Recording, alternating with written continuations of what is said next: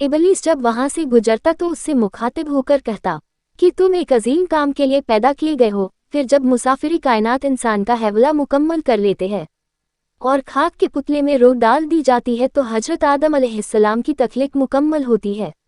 जब आपके अंदर रूह फूकी गई तो आपको होश आते ही एक छींक आई। फरिश्तों ने आपसे कहा कहो अल्हम्दुलिल्लाह, और आपके अल्हम्दुलिल्लाह के जवाब में अल्लाह ताला फरमाते हैं कि तुम पर अल्लाह का रहम हुआ। फिर आपको हुक्म हुआ कि जाकर फरिश्तों से मिलो। फरिश्तों ने आपको देखकर अस्सलामु अलैकुम कहा तो अल्लाह ताला ने फरमाया कि आदम, ये आज से तुम्हारे तस्लीमात है। यूँ दो अहम सबक बनीनो ओ इंसान को आफरीनश पर ही सिखा दिए जाते हैं। एक ये कि जैसे ही इबद्दा में ही एक नाखुशगवार कैफियत का सामना करना पड़ा, छिंक की सूरत में इसी तरह तुम्हारी जिंदगी में हर किस्म के मसायब आएंगे, जिसके जवाब में सब्र के साथ अल्लाह की सना और शुक्रगुजारी की रवीस इख्तियार करनी है। इसी तरह ये भी सिखाया गया कि बाकी लोग के साथ कैसा ताल्लुक़ रखना है। ये शुरू में ही बता दिया गया कि ऐ बनी आदम, तुम अमन व सलामती फैलाने के लिए भेजे गए हो, इसलिए तुम्हारी इब्तिदाई कलीमात हमेशा सलाम पर मबनी होने चाहिए। उसके बाद अल्लाह ताला हजरत ए आदम को शिया के नाम सिखाते हैं और फरिश्तों के सामने उन्हें हाजिर करके फरिश्तों से उन आशिया का नाम पूछते हैं। तो फरिश्ते कहते हैं रब, अब तू पाक है, इस बारे में हमारा इल्म कुछ नहीं, हमें तो बस उतना ही मालूम है जितना इल्म तूने हमें अता किया है। फिर हजरत आदम से पूछा जाता है तो वह झट नाम बता देते हैं।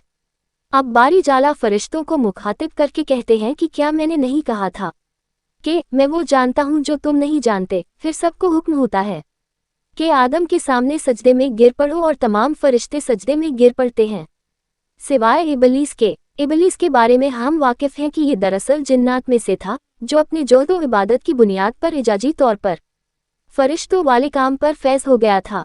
इस बागी हरकत पर अल्लाह ताला जलाल में इबलीस से दरियाफ्त करते हैं कि तुम्हें ये सजा ना करने से किस चीज़ ने रोका। तो वो मालाउन कहने लगा, मैं इस इंसान से बेहतर हूँ। ए रब, तूने मुझे आग से बनाया और इस इंसान को मिट्टी से। लम्हा भर का तकबूर, वो भी हालतो कायनात के सामने।